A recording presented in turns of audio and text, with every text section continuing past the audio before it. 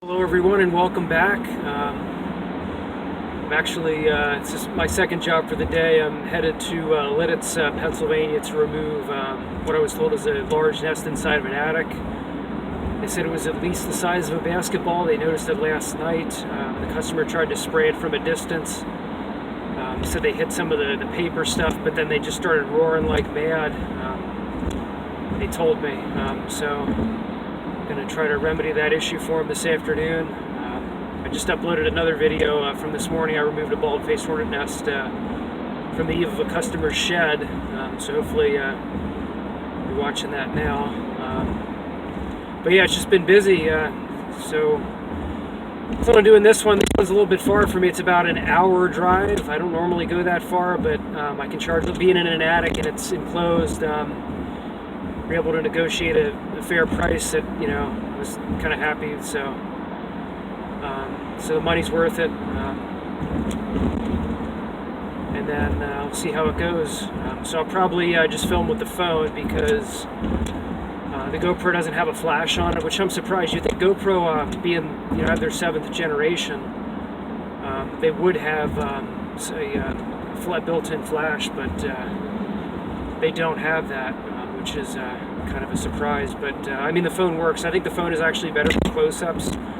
If you've noticed some of my newer videos, I put some photos in there at the end, and they were actually mostly taken with my phone. So I think the phone is a lot better for close-ups. Whereas the GoPro, for what it's worth, I think is decent for filming. It's more compact and stuff, so it's I would say a little bit better for video, but I still think the phone can give me some good video too.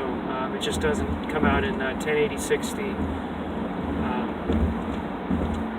linear or 1080 60 frames. It's just the phone is actually better than linear. It's actually closer up, but the phone is just 720 or 1080. Sometimes it does 1080. I can't figure out how it does the setting. The settings work. It's like sometimes I upload it and it's 720, and other times it's 1080. So hopefully I'll get the 1080 today.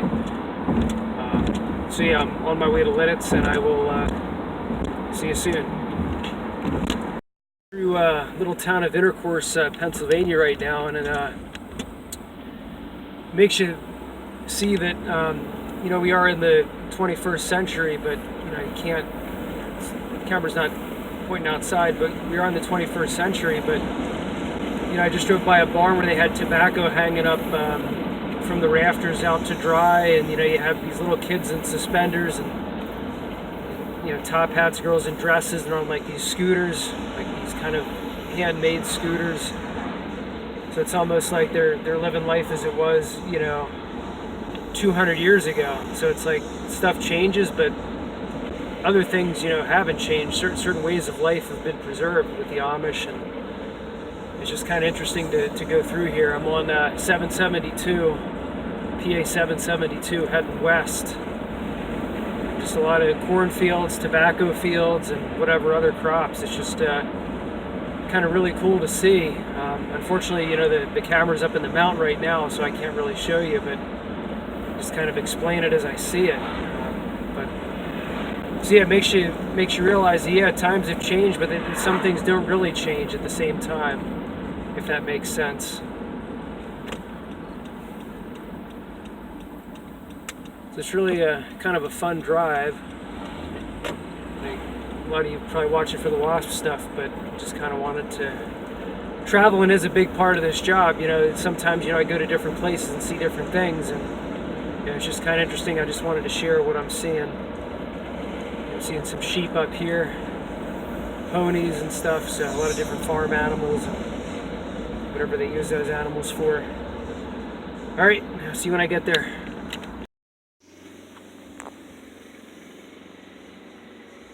Can you see the hole? Yeah, I'm looking to see where they're...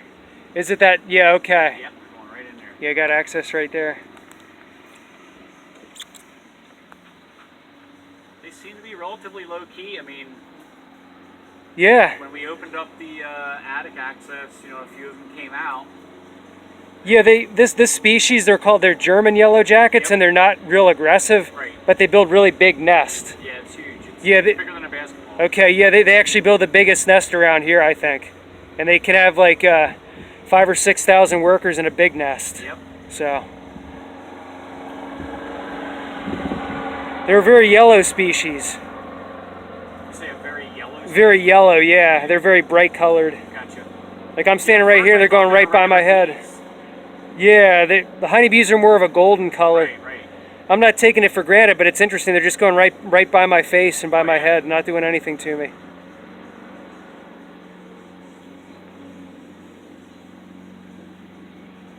It's hard to say how many are in it, but like usually like August, September, they start to really like get like their full size. Like usually by mid-August it's like 1,000, and then by like early September it's like 2,000 or 3,000. Right. So they can kind of expand pretty quick. This one's big.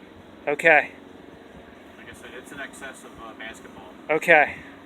So I wouldn't be surprised if it's 2,000. And it's like a real big ball shape kind of thing?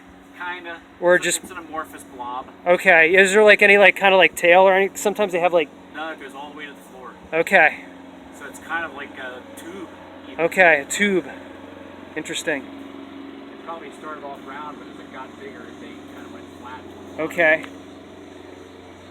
I thought normally the access would be in the bottom. No, they have a lot of little holes that they use. Right. It's not like a hornet, it's like a bald-faced hornet nest or aerial yellowjacket nest where they have like a hole at the bottom. It's They just kind of have like a lot of little entrances. Like a powder that you inject there, or? I'm actually going to hit it with like a little fogger and then just kind of put it in a bag, probably bag it and dispose of it. Does it just stun them or it kills them? It kills them. Yeah, there was another guy that did this for free. He actually caught some from the venom. Okay. But he said he couldn't make it out. What was it? Was his name Garth? Or No. I forget. Last name started with a C. Hold on. Because there's a guy, Garth Benton, that collects for a lab, but he's in like York County. Clay Benton. Clay Benton, yeah, he's a police officer. He collects for a lab, but so he would have been willing to come out here. Well, he said about another week and a half. My oldest son is autistic. He's in the room right in front of you. Right. And he's definitely afraid of this shit. Okay. So he said all hell paid. Yeah. To get rid of them. So is this all you do, or is this just something you do? No. There's a bunch of dead ones here you can see. But my gut feels there probably won't be. Are there any alive that you can see? There's none alive that I can see, but there's some crawling around on it. Yeah. Yes, I think I got most of the ones that are in the actual attic and kind of discouraged them from leaving because they would have to cross that poison barrier. Yeah, it's like the size of 2 basketballs. Is that right? It's pretty big. Holy smokes. Do they actually eat through the foam, or what? They would build around the foam. Okay. So they're not consuming it or damaging it or anything? No, they would just chew it into balls. Great.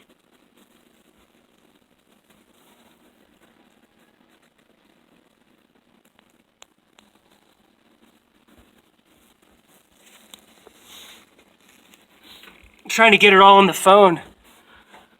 The picture, to get a size comparison.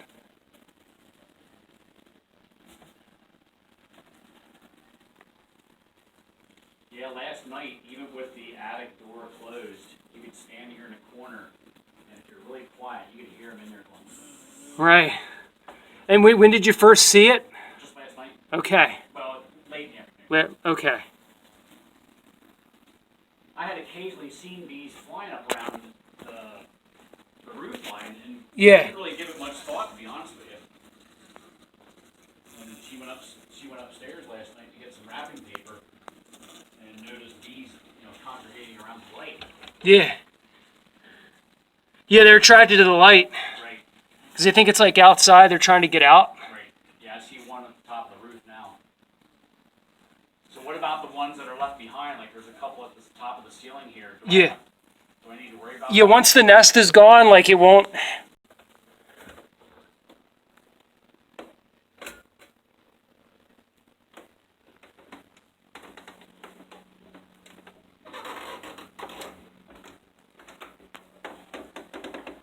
And if you think about it, that's like the perfect environment for them too, because with that being a sealed attic. Well, they're a structural nester, usually. Right. Funny, they're a species that are from Europe. Close that. but they nest inside structures for some reason in the Northeast. I don't know if it's climate or what. Oh, so normally they would be. So there's my can of fogger next to it for comparison. Right next to the nest. Kind of see how big it is. Gives you an idea.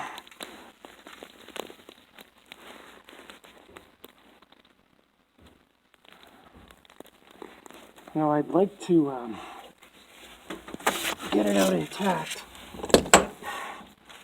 I don't know how feasible that's going to be.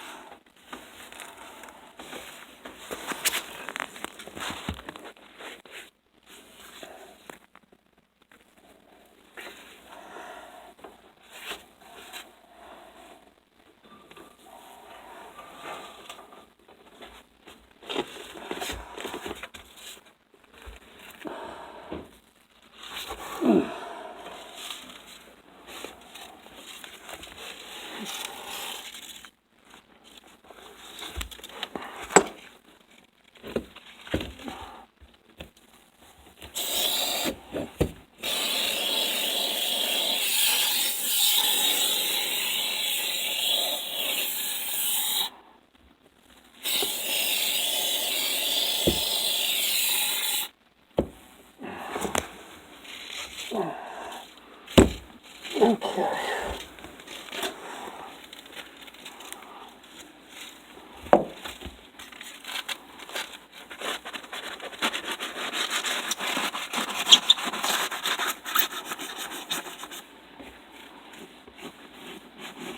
Probably would even through that drywall. I wouldn't be surprised if they chewed a little bit onto it.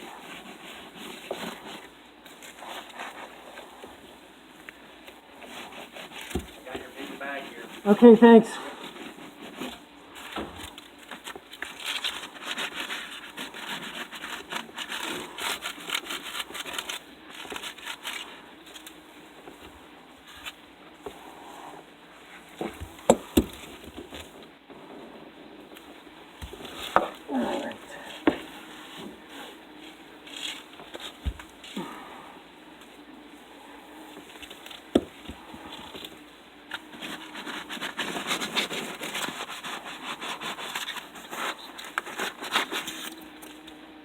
They're all coming around me.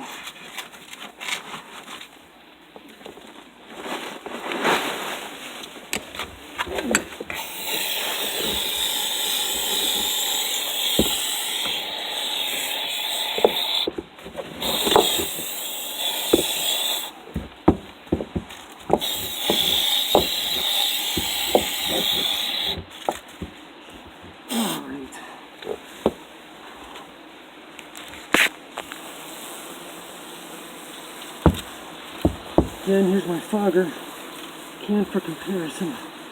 And not a very good scale. That might be the queen actually. It's hard to see in the Scenic, probably just a look at it. You can see in between the levels. They are not happy. Good old German yellowjackets. Like a skyscraper. Space Needle or something. Architects with an attitude. These are the real architects. This species built the best nest in my opinion. This is the yellowjacket nest, ladies and gentlemen.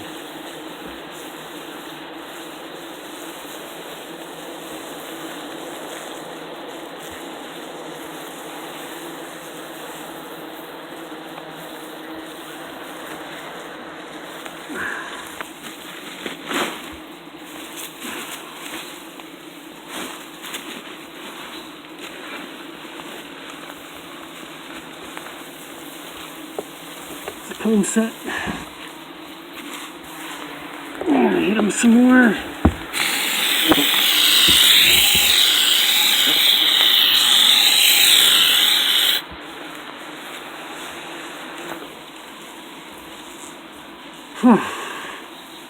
Right here is where the nest was started by the queen.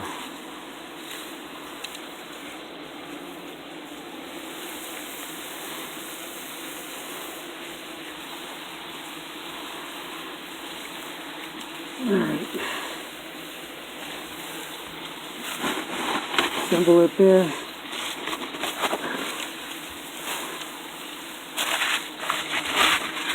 This is what we're dealing with.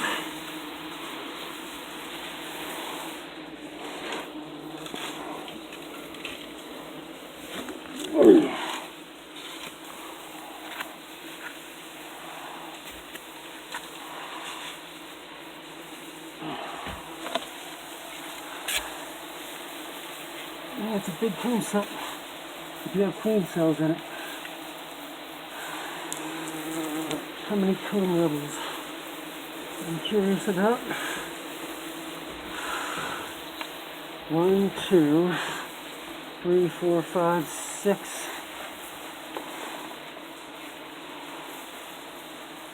I guess it's like 1, 2, 3, 4, 5, 6 levels, it looks like.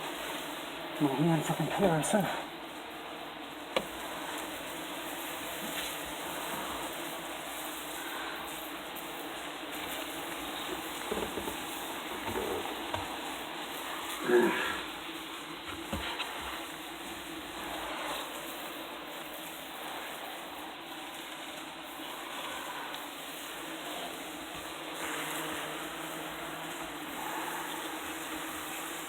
Probably about, I'd say, 2,000 worker nest, 3,000.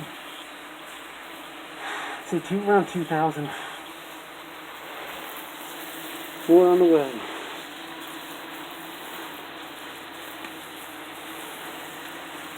And like I should mention, this species, I've mentioned other videos, but all these cells are all worker cells. So they have multiple worker level combs.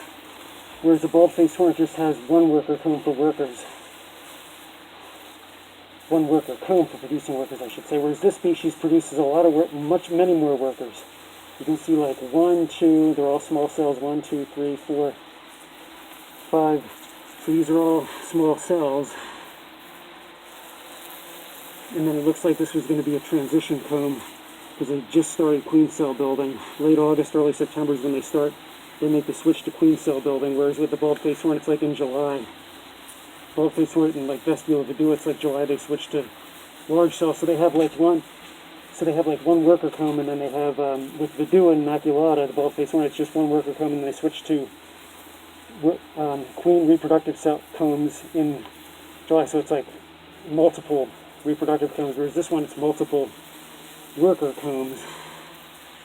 The respirator, it's hard to talk, but so yeah, this is the only reproductive cells they have right now. Everything else is worker, so that's how they get so many more wasps in the nest.